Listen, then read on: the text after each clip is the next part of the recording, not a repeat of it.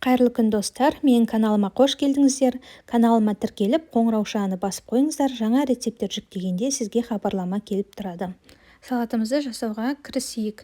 Ең алдымен біз қызыл балығымызды етті жерінен, осындай қалың болып тұрған жерінен кесіп аламыз.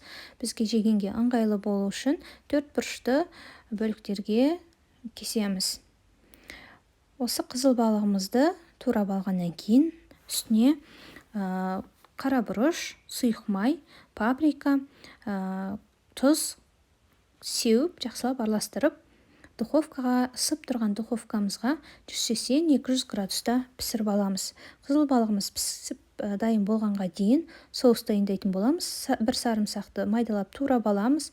2-3 ас қасық осындай апельсин немесе лимон шырыны керек болады.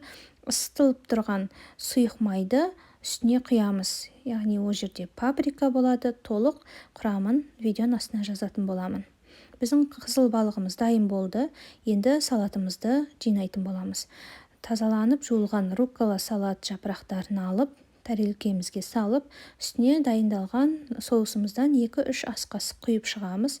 Үстіне ірімшігіміз бізде фетакса ірімшігін қойып, және черри қызанағын салып, үстіне әдемелеп жаңағы жасаған соусымызды құйып шығатын боламыз.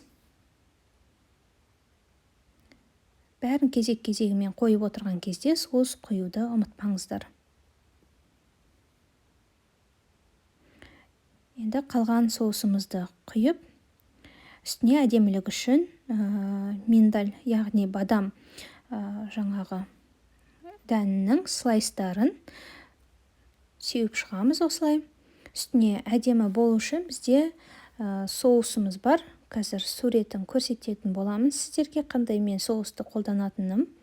Осыны бетіне сеуіп шығамыз. Міне менде осындай бальзам крем соусы бар. Осыны әдемілік үшін және дәм беру үшін осылай құйып шықтық. Оны құймасаңыздар да болады. Астарыңыз дәмді болсын. Келесі видеода кездескенше сіздермен болған мен Есімбекова Майра.